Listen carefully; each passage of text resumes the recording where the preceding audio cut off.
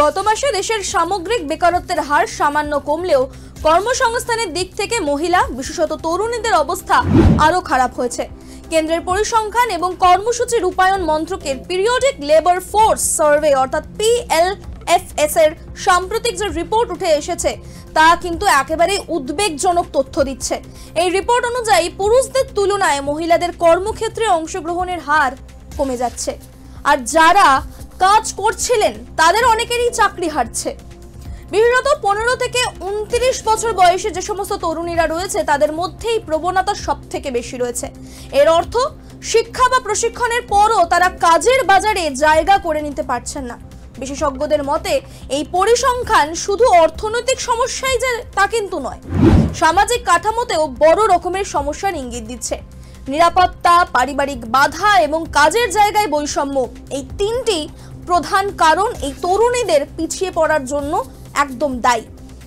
সামগ্রিকভাবে এই যে প্রবণতা ভবিষ্যতের জন্য কিন্তু ভয়ঙ্কর সংকেত হয়ে দাঁড়াচ্ছে। কর্মক্ষম নারীরাই যদি পেছনে পড়ে যান তবে দেশের কর্মক্ষমতার ভারসাম্য রক্ষা করা কঠিন হয়ে দাঁড়াবে। সোমবার প্রকাশিত কেন্দ্রীয় রিপোর্টে জানানো হয়েছে জুলাই মাসে দেশের বেকারত্বের হার ছিল 5.2%। অগস্টে সামান্য কমে সেটা দাঁড়িয়েছে 5.1%, যা গত 5 মাসের মধ্যে সর্বনিম্ন। তবে সামগ্রিক এই অবনতি সত্ত্বেও মহিলাদের বেকারত্বের হার বেড়ে যাওয়ার উদ্বেগ বাড়ছে। গত 4 মাসে ভারতে মহিলাদের বেকারত্ব ধারাবাহিকভাবে বৃদ্ধি পেয়েছে। এই প্রবণতা শহর এবং গ্রামীণ উভয় ক্ষেত্রেই কিন্তু দেখতে পাওয়া যাচ্ছে। বিশেষ করে অগস্টে শহরাঞ্চলে যে সমস্ত 15 থেকে 29 বছর বয়সী তরুণ মহিলারা রয়েছেন তাদের মধ্যে বেকারত্বের হার বেড়ে দাঁড়িয়েছে 25.7%, যা শহরের তরুণ পুরুষদের তুলনায় প্রায় 10% বেশি। বিশেষজ্ঞরা বলছেন এই বাড়তি বেকারত্বের পেছনে রয়েছে কাজের সুযোগের সংকট, পারিবারিক বাধা এবং সামাজিক নিরাপত্তার অভাব। তরুণী মহিলারা চাকরির বাজার থেকে ক্রমেই বাইরে ঠেলে দেওয়া হচ্ছে তাদেরকে। এটি দীর্ঘমেয়াদে দেশের অর্থনৈতিক প্রবৃদ্ধি এবং সামাজিক যে স্থিতিশীলতা তার জন্য বড় সমস্যা হতে পারে। সরকারি কর্মসূচিগুলো এখন নারী কর্মসংস্থানের উপর আরো বেশি গুরুত্ব দিতে বাধ্য হবে। এবার অগস্ট মাসের পরিসংখ্যান অনুযায়ী শহরাঞ্চলের 15 থেকে 29 যে সমস্ত বছর বয়সী পুরুষদের বেকারত্বের হার 15.6%, যা জুলাইয়ের 17.1% থেকে কিন্তু একেবারেই কমেছে। একই সময় শহরের তরুণীদের বেকারত্বের হার জুলাইয়ের প্রায় 19% ছিল, অগস্টে তা কমে দাঁড়িয়েছে 18%-এরও কাছাকাছি। তবে শহরাঞ্চলে নারীদের বেকারত্ব পুরুষদের তুলনায় বেশি থাকায় উদ্বেগ কিন্তু এই জায়গাটাতেই বাড়ছে। গ্রামীণ ভারতের কাজের বাজারেও একই বৈষম্য চোখে পড়ছে। জুলাইয়ের 15 থেকে 29 বছরে যে সমস্ত বয়সী পুরুষ এবং মহিলাদের বেকারত্বের হার উভয়েরই ছিল 13%।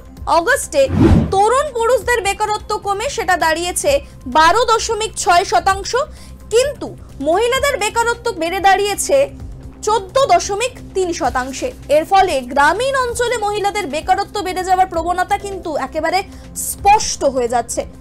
সামগ্রিকভাবে দেশের তরুণ বেকারত্ব হার মোটের কাপড় দেখা যাচ্ছে 13%-এর কাছাকাছি, কিন্তু নারী পুরুষের মধ্যে বৈষম্য এক বড় ইস্যু হয়ে দাঁড়াচ্ছে। কাজের বাজারে নারীদের অংশগ্রহণ বাড়ানোর জন্য নীতিমালা ও কর্মসূচি জোরদার করার প্রয়োজনীয়তা এখন আগে থেকেই বেশি রয়েছে। সামগ্রিক বেকারত্বের হার সামান্য কমলেও মহিলা এবং বিশেষ করে তরুণীদের কাজের বাজারে অংশগ্রহণের সংকট কিন্তু গভীর হচ্ছে।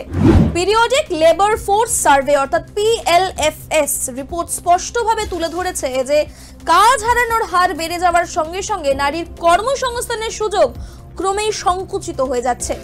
এই প্রবণতা শুধু অর্থনৈতিক নয়, সামাজিক ক্ষেত্রেও বড় ধরনের চ্যালেঞ্জ হিসেবে দাঁড়াচ্ছে। তরুণী মহিলারা কাজের বাজারে অগ্রগামী হতে পারছেন না, যা দেশের সামগ্রিক অর্থনৈতিক উন্নয়নের পথকে কঠিন করে দিচ্ছে। বর্তমান সময়ের প্রয়োজন কার্যকরী নীতি এবং সামাজিক সংস্কৃতির পরিবর্তন, যাতে নারীরাই সমান সুযোগ পেতে পারেন এবং তারা দক্ষতার সাথে কাজের বাজারে প্রবেশ করতে পারেন। সরকারের পাশাপাশি ব্যক্তিগত এবং সামাজিক পর্যায়েও এই সংকট মোকাবিলার জন্য সচেতনতা কিন্তু সমানভাবে জরুরি। নারীর ক্ষমতায়ন এবং তাদের কর্মসংস্থানের প্রসার অর্থনৈতিক শক্তি বৃদ্ধির পাশাপাশি সমাজের সামগ্রিক উন্নয়নে সহায়ক হবে।